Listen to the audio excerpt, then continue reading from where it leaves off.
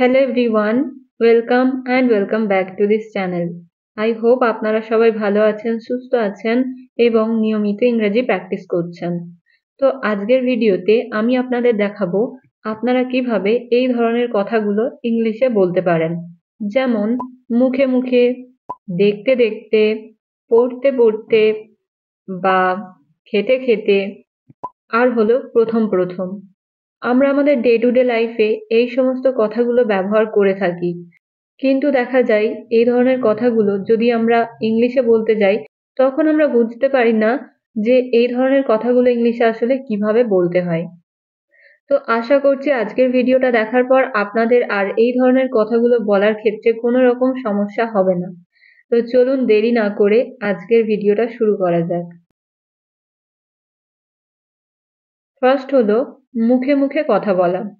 ওকে, মুখে মুখে কথা বলা, এই কথাটা ইংলিশে বলতে হলে আমাদের ইংলিশের যে ফ্রেজটার ব্যবহার করতে হবে সেটা হলো টক ব্যাক। টক ব্যাক, ওকে, মানে হলো মুখে মুখে কথা বলা। যেমন সে আমার মুখে মুখে কথা বলছে, সে আমার মুখে মুখে কথা বলছে। He is talking back to me, he is talking back to me. এখানে আমাদের মনে রাখতে হবে, তো এই ফ্রেজটাতে এখানে কিন্তু টক হচ্ছে মেন ভার্ব। ওকে, তো তার জন্য আমরা সেন্টেন্স কোন টেন্সে বলবো সেই অনুযায়ী টকের ফর্ম কিন্তু চেঞ্জ হবে। যেমন এই সেন্টেন্সটা আপনারা দেখতে পাচ্ছেন যে এখানে রয়েছে সে আমার মুখে মুখে কথা বলছে। তো এই সেন্টেন্সটা কিন্তু রয়েছে প্রেজেন্ট কন্টিনিউয়াস টেন্সে, রাইট? তো সেই কারণে এখানে টক ব্যাক এই ফ্রেজটা হয়ে গেল টকিং ব্যাক। ওকে, সে আমার মুখে মুখে কথা বলছে, he is talking back to me. আমি মুখে মুখে কথা বলা পছন্দ করি না। I don't like to talk back, I don't like to talk back. তুমি কেন মুখে মুখে কথা বলছো? Why are you talking back, why are you talking back. বড়দের মুখে মুখে কথা বলা উচিত না। It is not good to talk back to elders. মুখে মুখে কথা বলা বন্ধ করো, মুখে মুখে কথা বলা বন্ধ করো। Stop talking back, stop talking back. আসলে এই ধরনের কথাগুলো বলা বা এই ধরনের বাক্যগুলো বলা ইংলিশে কিন্তু খুবই সহজ।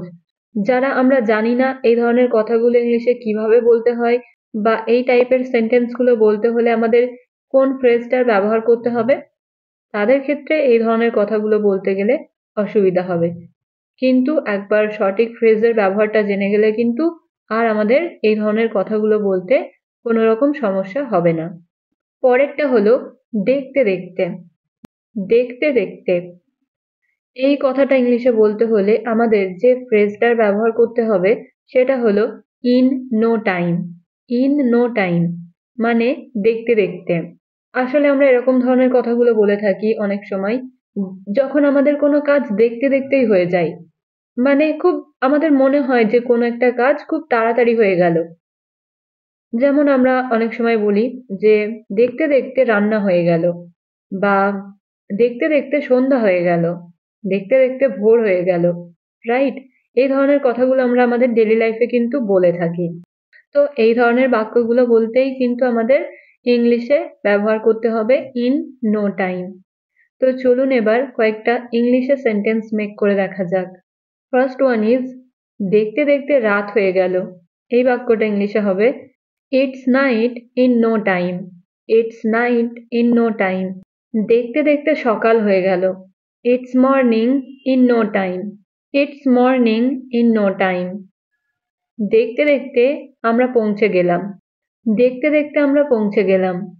We have reached in no time, we have reached in no time. দেখতে দেখতে 2 বছর হয়ে গেল। It's been 2 years in no time, it's been 2 years in no time. দেখতে দেখতে যাবার সময় হয়ে গেল। It's time to go in no time, it's time to go in no time.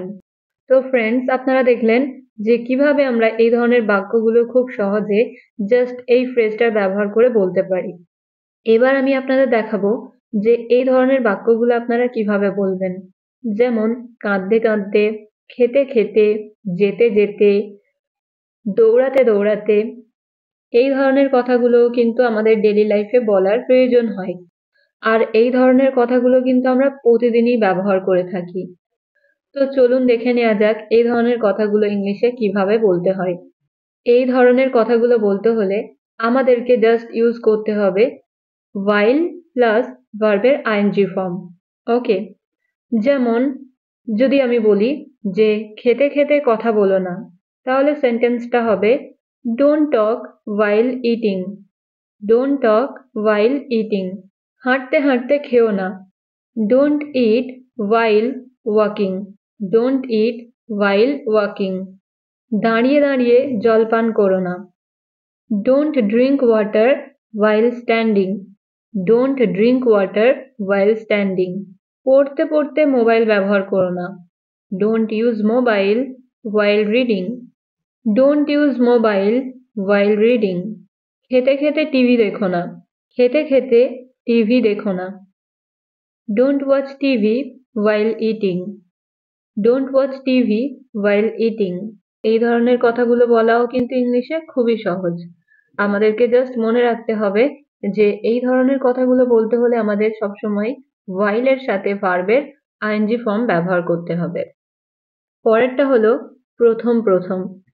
প্রথম প্রথম, তো যখন আমরা কোনো বাক্যে প্রথম প্রথম কথাটা ইউজ করব, মানে প্রথম প্রথম তোমার সমস্যা হতে পারে, বা প্রথম প্রথম তোমাকে অনেক কাজ করতে হবে, প্রথম প্রথম তোমাকে তাড়াতাড়ি আসতে হবে।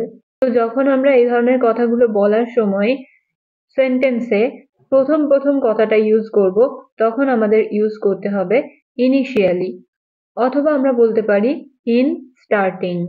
ওকে, ইনিশিয়ালি অথবা ইন স্টার্টিং আমরা সেন্টেন্সে ব্যবহার করে এই ধরনের বাক্যগুলো খুব সহজে ইংলিশে বলতে পারবো। তো চলুন এবার বেশ কিছু এক্সাম্পল দেখা যাক, তাহলে তাহলে আপনারা আরো ভালোভাবে বুঝে যাবেন। প্রথম প্রথম তোমার সমস্যা হতে পারে, in starting you can find difficulty, in starting you can find difficulty. বা আমরা বলতে পারি initially you can find difficulty, প্রথম প্রথম তোমাকে কঠোর পরিশ্রম করতে হবে, initially you will have to work hard. অথবা আমরা বলতে পারি in starting you will have to work hard. One more example, প্রথম প্রথম তোমাকে তাড়াতাড়ি আসতে হবে, in starting you will have to come early. অথবা আমরা বলতে পারি initially you will have to come early. Okay, তো ফ্রেন্ডস, আজকের ভিডিও এতটাই। আশা করছি ভিডিওটা আপনাদের জন্য ইউজফুল হবে। আর আপনারা পারলে এই স্ট্রাকচারগুলো বা এই ফ্রেজগুলো দিয়ে এই ধরনের আরো বেশি বেশি সেন্টেন্স নিজেরা বানিয়ে প্র্যাকটিস করবেন, তাহলে আপনাদের কিন্তু এই স্ট্রাকচারগুলো আরো বেশি বেশি মনে থাকবে। ওকে, আর যদি এখনো পর্যন্ত ভিডিওটা লাইক না করে থাকেন, তাহলে অবশ্যই ভিডিওটা একটা লাইক করে দেবেন এবং শেয়ার করবেন। Thank you so much for watching. See you in the next video. Stay happy and keep learning.